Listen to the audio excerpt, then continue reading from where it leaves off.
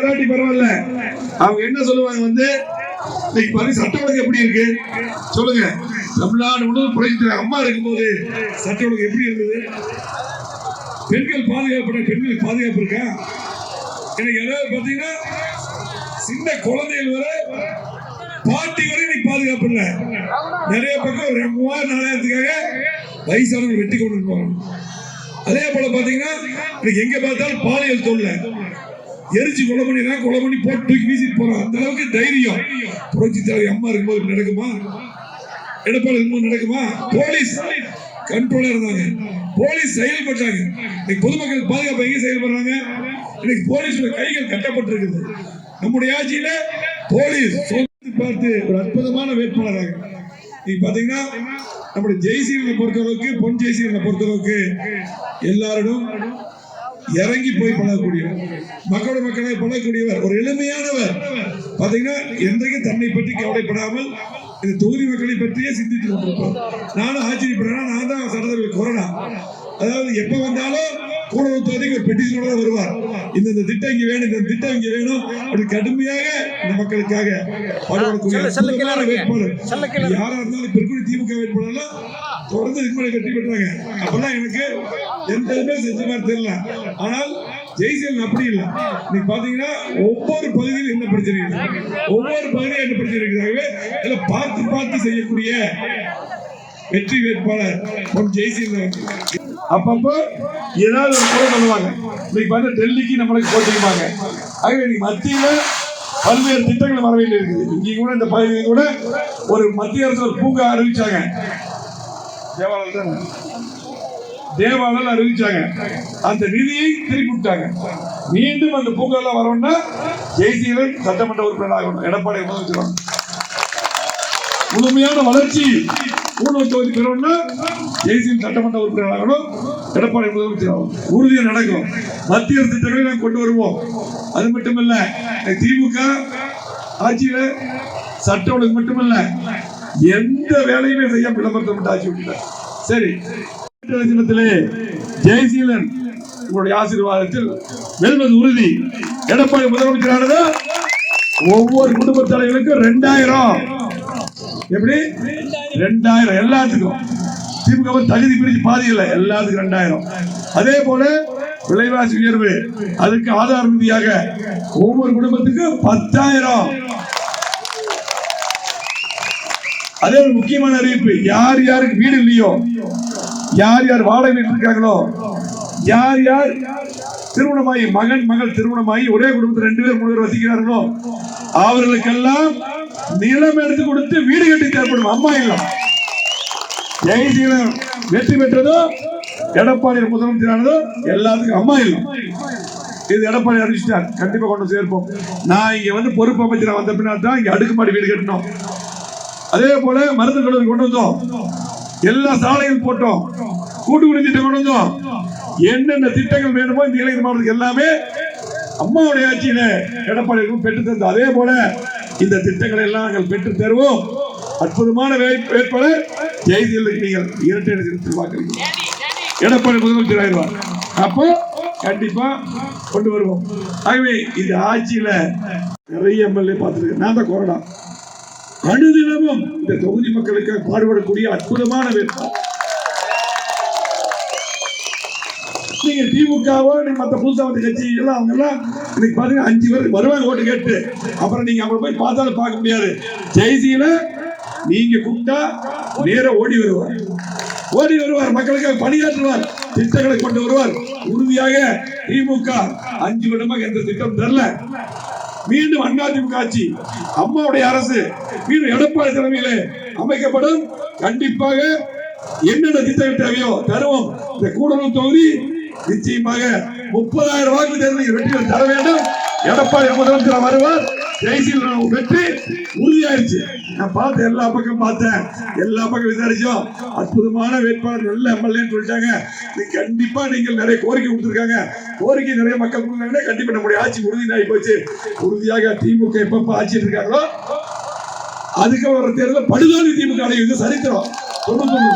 எப்பப்ப அதிமுக வெற்றி வாய்ப்பு இழக்கிறாங்களோ அடுத்த தேர்தல் மிகப்பெரிய வெற்றி வாய்ப்பு உறுதி. அம்மாவுடைய ஆட்சி, எம்ஜிஆருடைய ஆட்சி அமைக்கப்படும். 210 தொகுதிகளை வென்று எடப்பாடி முதலமைச்சர் வருவார். அதே போல கூடலூர் மின்சார இணைப்பு, தொடப்பள்ளி முதல் மேல்கமனப்பள்ளி வரை உயர்மட்ட மேம்பாலம் மத்திய அரசு ஒப்புதல் நிறைவேற்றது. மத்திய அரசோட நம்ம தான் வாங்க முடியும். இங்கேயும் நம்ம எடப்பாடியார், மத்தியிலும் நம்முடைய மாண்பு பாரத பிரதமர் மோடிஜி அவர்கள் மத்திய அரசு திட்டங்களை பூரா இங்கே மாவட்டத்தில் கொண்டு வருவோம். அதே போல கூடலூர் கொண்டு வருவோம். கலையாட்சி பொறுப்பேற்றவுடன் கூடலூர் மற்றும் பந்தலூரில் இளைஞர்களுக்கு விளையாட்டுத்துறை ஊக்குவிக்கும் வகையில் மினி ஸ்டேடியம் அமைத்திருப்போம். இதை நான் பார்த்தேன். தம்பி கேட்டாங்க, காலையில் கூட வந்து நிறைய பேர் தாவாக்கால வந்து சேர்ந்தாங்க. அந்த கட்சியெல்லாம் வேண்டாம், எங்களுக்கு அண்ணா திமுக தள்ள செய்யக்கூடிய சேர்ந்தாங்க, விஜய் கட்சியினர் சேர்ந்தாங்க. அவங்க கேட்டது ஸ்டேடியம் கேட்டாங்க. கண்டிப்பாக பந்தலூரிலும் கொள்ளூரும் அமைத்து தரப்படும். கூடலூர் பகுதியில் படித்த இளைஞர்கள் வேலைவாய்ப்பு பெருமையில் மினி டைட்டில் பார்க் அமைக்கப்படும். தனியார் மற்றும் கேண்டி தொழிலாளர்களுக்கு நிலம் கொடுத்து சொந்த வீடு கட்டி தரப்படும். அதே போல தனியார் ரிசர்ட்டுகள் தற்போது உரிமம் தொடர்பான பிரச்சனைகளில் இன்று விடுபட வரைமுறைப்படுத்தி அனுமதி அளிக்கப்படும். இது வரைமுறைப்படுத்தும். மாஜி தொடர்ந்து தான் பண்ணியிருப்போம். கூடலூர் பகுதியில் டிஎன்பிபிஎம் உள்ள பட்டா நிலம் சார்ந்த பிரச்சனைகளுக்கு தீர்வு எட்டப்படும். அதே போல கூடலூர் பகுதியிலே தேவையான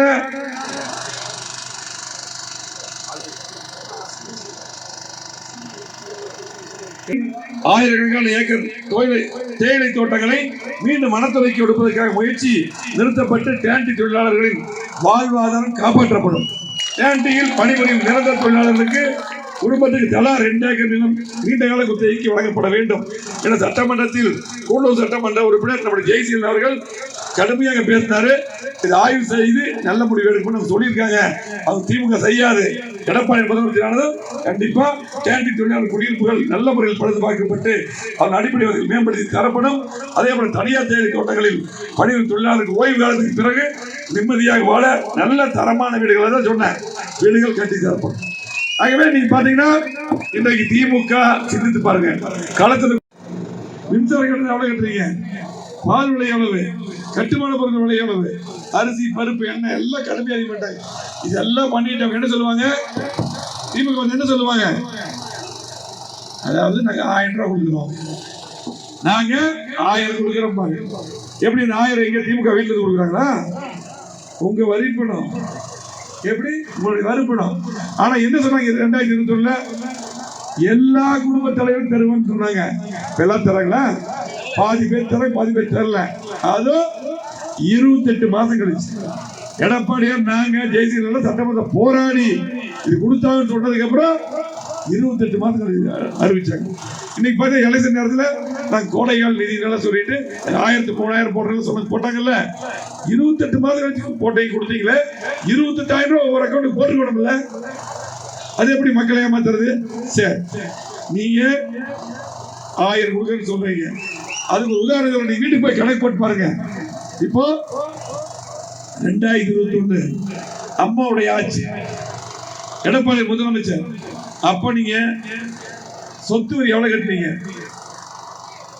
ஈபி பில் மின்சாரம் எவ்வளவு கட்டினீங்க, பால் எவ்வளவு வாங்கினீங்க, அரிசி பருப்பு எண்ணெய் சர்க்கரை இது எல்லாமே எவ்வளவு வாங்கினீங்க. அதே போல வீடு கட்டுறவங்க கட்டுமான பொருட்கள் அப்ப எவ்வளவு இப்ப எவ்வளவு, இந்த 5 வருஷத்துல நீங்க கணக்கு போட்டு பாத்தீங்கன்னா ஒவ்வொரு குடும்பத்திலிருந்தும் திமுக அரசு 3 லட்சத்துல 5 லட்சம் ரூபாய் கொஞ்சம் கொஞ்சமா எடுத்துட்டாங்க. எப்படி நீங்க அண்ணா திமுக ஆட்சி எடப்பாடி முதலமைச்சர் இருந்தா ஒவ்வொரு குடும்பத்துக்கும் 3 லட்சம் 5 லட்சம் மீதி பணம் வீட்டில் இருந்திருக்கும். கொஞ்சம் கொஞ்சமா விலைவாசி அதிகம் பண்ணி நீங்க வாங்குற பொருள் இருந்து எடுத்துட்டாங்க. எப்படி எடுத்துட்டு 1000 கொடுக்கிறோம், அது பாதி பேருக்கு. இதுதான் சொல்ல முடியும். அது மட்டும் இல்ல, 1000 ரூபாய் கணக்கு போடுங்க. டெய்லி எவ்வளவு? வெறும் 33 ரூபாய். வெறும் 33 ரூபாய் பாதி பேருக்கு கொடுத்துட்டு ஒவ்வொரு குடும்பத்திலையும் 3 லட்சத்துல இருந்து 4 லட்சம் 5 லட்சம் பணத்தை திமுக எடுத்துட்டாங்க. இதுதான் கணக்கு. வீட்டுக்கு போய் கணக்கு போடு, கணக்கு சரியா வரும். ஆகவே நீ எப்படி என்ன சொன்னாலும் மக்கள் ஏமாற மாட்டாங்க. எடப்பாடி சொல்லியிருக்கார், என்ன சொல்லியிருக்கார், மீண்டும் அதிமுக தலைமையிலே என்டிஏ கூட்டணி தலைமையிலே அமைக்கக்கூடிய அற்புதமான எடப்பாடியார் தலைமையில் அமைக்கக்கூடிய ஆட்சி எடப்பாடியார் முதலமைச்சர் வந்ததுமே பேசியிருக்காரு. கண்டிப்பா இந்த முறை வந்ததுக்கு கண்டிப்பா பண்ணி தரப்படும் என்று சொல்லி நீங்க எல்லாம் மறவாதீர்கள். நம்ம ஜெயசீலன் வெற்றி பெற்றதும் இந்த திட்டங்களால் செயல்படுத்தப்படும் என்று கூறி நீங்க அத்தனை பேருமே நீங்க எல்லாம் இரட்டை இலை சின்னத்திலே வாக்களிக்க வேண்டும். மீண்டும் திட்டங்கள் தர இரட்டை இலை சின்னம், சட்ட ஒழுங்கு சரியாக இரட்டை இலை சின்னம், அற்புதமான வேட்பாளர் ஜெயசீலன் அவர்களுக்கு இரட்டை இலை சின்னத்திலே வாக்களிக்க வேண்டும் என்று உங்கள் பாதம் பண்ணி கேட்டு விடைபெறுகிறேன். நன்றி, வணக்கம். செய்திகளை உடனுக்குடன் தெரிந்து கொள்ள நமது அம்மா இணையதள தொலைக்காட்சியை சப்ஸ்கிரைப் செய்து அருகில் உள்ள பெல்